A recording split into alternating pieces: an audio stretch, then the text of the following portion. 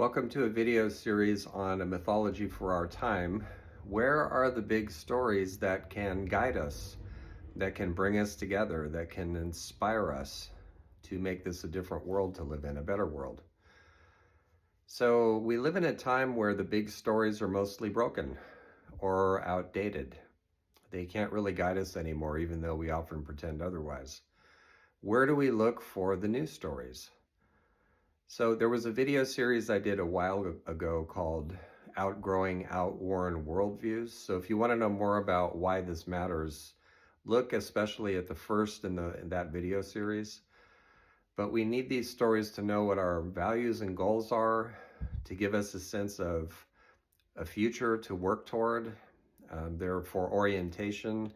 We call them different things: philosophies, mythologies, worldviews, what have you, but they're big guiding stories that help us move forward. Where do we find them? So I made an unexpected discovery for myself about this some years ago, and at the time I didn't fully appreciate what I was looking at. So this was back when I was married, and my younger stepson wanted to go to a Star Trek convention. It was in Los Angeles. We weren't too far away, and although I'm an introvert and I don't really like crowds, I went ahead and took him. It was the first one I ever went to. And it was fun, and we met some celebrities and so on. But I was really struck by what I saw there. Thousands of people, many of whom didn't speak each other's languages, but with a common set of values, emblems, stories. Everybody understood each other on that level.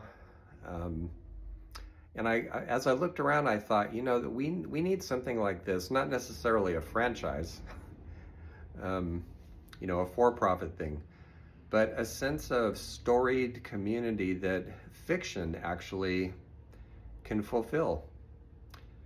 We have too much of an emphasis in many cultures on having to have absolute beliefs about things. And that's worked its way into philosophy, into religion, into science. But here were a group of people who knew this was all fiction, and yet what they were sensing was that there was a lived truth or set of truths beyond the fictional appearance. There was something more here going on than stuff we make up. So that really got me thinking. And so many years later, for my second PhD, I did my dissertation on how do we use that kind of lore, that kind of fictional lore, to move forward. What can it tell us about how we live? Ursula K. Le Guin said that science fiction and fantasy, speculative fiction, it may not tell us literal truths that we can measure.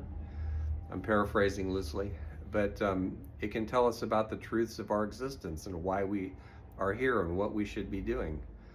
The humanities tell us that, which is one of many reasons they're so important.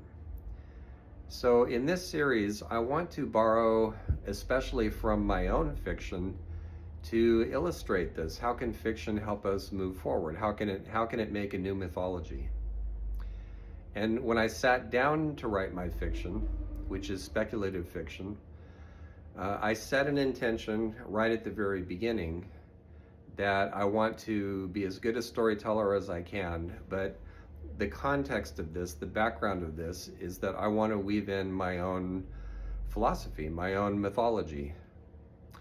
And I came by it honestly because I grew up in a chaotic and violent house where sometimes examples from hero figures in science fiction, in fantasy, in other kinds of fiction were the only ideals I had to look up to. At my doctoral defense, I joked a little bit that I was partially raised by fictional characters. So one of the things I learned from that is that there are ideals that inspire us that we can keep when we walk out of the movie theater or put down the novel.